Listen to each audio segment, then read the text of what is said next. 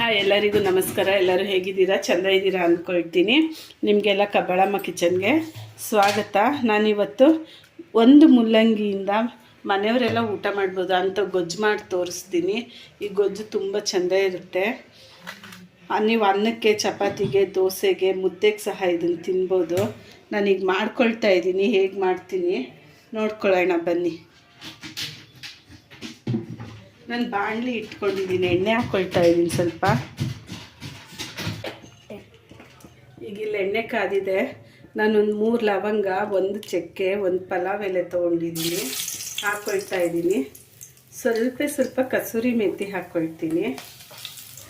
ಮತ್ತು ಒಂದು 3 ಹಸಿಮೆಣಸಿನ್ಕಾಯಿ, ಒಂದು ಸ್ವಲ್ಪ ಈರುಳ್ಳಿ.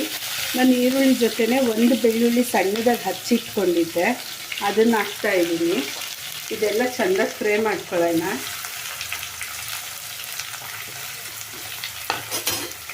ಈ ಗೊಜ್ಜು ತುಂಬ ಅಂದರೆ ತುಂಬಾ ಚೆಂದಾಗಿರುತ್ತೆ.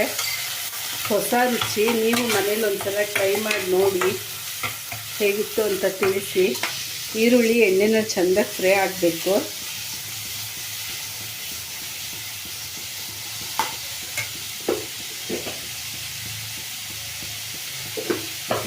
ಇದಕ್ಕೆ ಕರಿಬೇವು ಹಾಕ್ಕೊಳ್ತೀನಿ. ನಾನು ಕರಿಬೇವು ಚಿಕ್ಕದಾಗಿ ಕಿತ್ಕೊಳ್ತೀನಿ. ಈಗ ಚಿಕ್ಕದಾಗಿ ಮಾಡಿ ಹಾಕ್ಕೊಳ್ಳಿ, ಕರಿಬೇವು ಚೆಂದ ಇರುತ್ತೆ.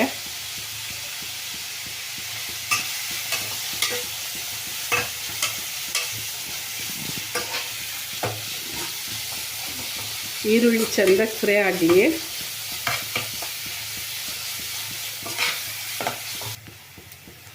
ಈಗ ಇಲ್ಲಿ ಈರುಳ್ಳಿ ಚೆಂದಾಗಿ ಫ್ರೈ ಆಗಿದೆ. ನಾನು ಮುಲ್ಲಂಗಿ ಚಿಕ್ಕದಾಗಿ ಹಾಕ್ಕೊಂಡಿದ್ದೀನಿ. ಮುಲ್ಲಂಗಿ ಹಾಕ್ಕೊಳ್ತಾ ಇದ್ದೀನಿ.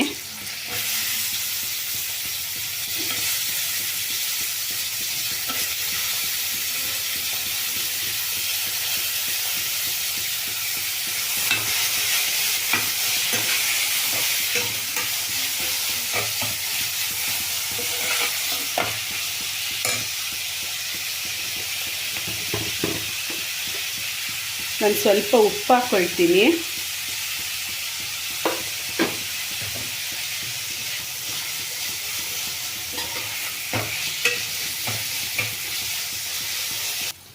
ಇಲ್ಲಿ ಈರುಳ್ಳಿ, ಮುಲ್ಲಂಗಿ, ಬೆಳ್ಳುಳ್ಳಿ ಎಲ್ಲ ಚೆಂದಾಗಿ ಫ್ರೈ ಆಗಿದೆ. ನಾನೀಗ ಟೊಮೆಟೊ ಹಾಕ್ಕೊಳ್ತಾ ಇದ್ದೀನಿ.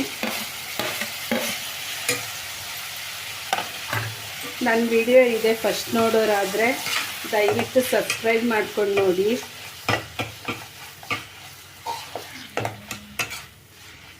ಈಗ ಟೊಮೆಟೊ ಚೆಂದಾಗಿ ಫ್ರೈ ಆಗಲಿ. ಈಗಿನ ತರಕಾರಿ ರೇಟಲ್ಲಿ ತುಂಬ ರೇಟ್ಗಳಿದೆ. ಹಾಗಾಗಿ ಒಂದೊಂದು ತರಕಾರಿ ಇದ್ರೂ ಈ ಥರ ಗೊಜ್ಜುಗಳು ಮಾಡಿಕೊಂಡ್ರೆ ಹೊಟ್ಟೆ ತುಂಬ ಊಟ ಮಾಡ್ಬೋದು.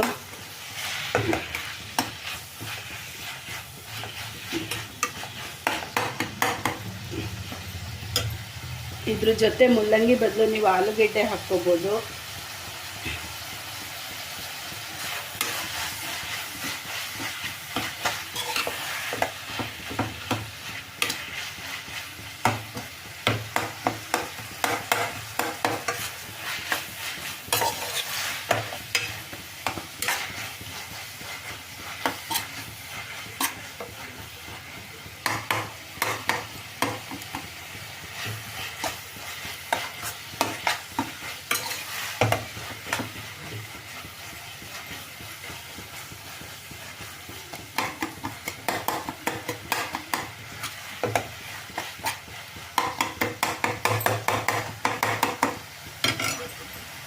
ಈ ಟೊಮೆಟೊ ಇದು ಚೆಂದಾಗಿ ಫ್ರೈ ಆಗಿದೆ.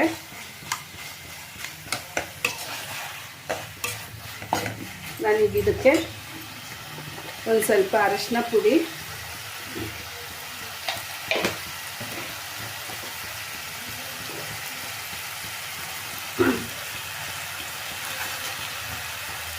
ಒಂದು ಸ್ಪೂನಷ್ಟು ಗರಂ ಮಸಾಲ,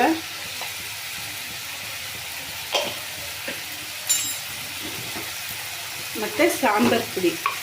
ನಾನು ಎಲ್ಲದಕ್ಕೂ ಜಾಸ್ತಿ ಮನೇಲಿ ಮಾಡಿರೋ ಸಾಂಬಾರು ಪುಡಿನೇ ಬಳಸ್ತೀನಿ. ಸಾಂಬಾರು ಪುಡಿ ಹೇಗೆ ಮಾಡ್ಕೊಳ್ಳೋದು ಅಂತ ನಾನು ವಿಡಿಯೋ ಮಾಡಿ ಹಾಕಿದ್ದೀನಿ, ನೋಡಿ ಅದೇ ಥರ ಮಾಡ್ಕೊಳ್ಳಿ. ಈಗ ಸಾಂಬಾರು ಪುಡಿ ರೆಡಿ ಆಯಿತು.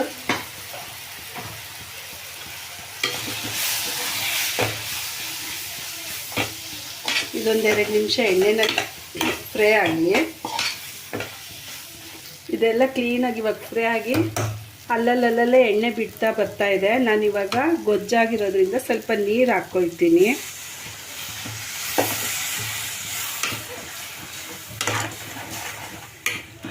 ಸುಮಾರು ನಾನು ಒಂದು ಮುಲ್ಲಂಗಿಯಿಂದ ಒಂದು 5 ಜನ ಊಟ ಮಾಡ್ಬೋದು, ಅಷ್ಟು ಮಾಡಿದ್ದೀನಿ.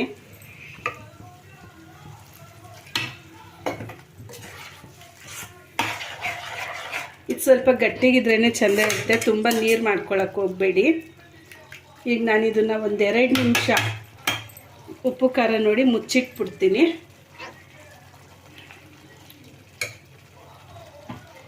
ಜಾಸ್ತಿ ಟೈಮ್ ಹಿಡಿಯಲ್ಲ, ಬೇಗ ಆಗುತ್ತೆ. ಸ್ವಲ್ಪ ಸಪ್ಪೆ ಇದೆ, ಅದಕ್ಕೆ ಉಪ್ಪು ಹಾಕ್ಕೊಳ್ತೀನಿ.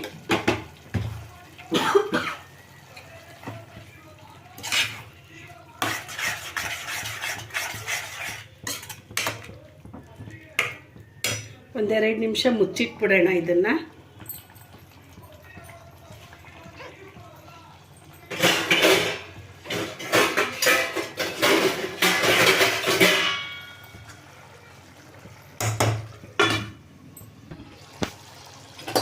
ನೋಡಿ ಈಗ ಎಷ್ಟು ಚೆಂದಾಗಿ ಆಗಿದೆ ಇದು.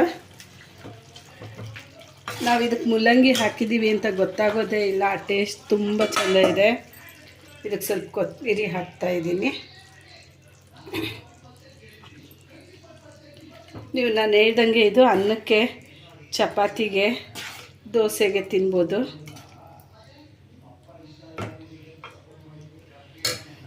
ಮುಲ್ಲಂಗಿನಲ್ಲಿ ಒಂದು ಹೊಸ ಥರ ರುಚಿ. ನೀವು ಮಾಡಿ ನೋಡಿ ಹೇಗಿತ್ತು ಅಂತ ತಿಳಿಸಿ. ತುಂಬ ಅಂದರೆ ತುಂಬಾ ಚೆಂದಾಗಿ ಬಂದಿದೆ, ತಿನ್ನೋಕ್ಕೂ ತುಂಬ ಟೇಸ್ಟಾಗಿರುತ್ತೆ.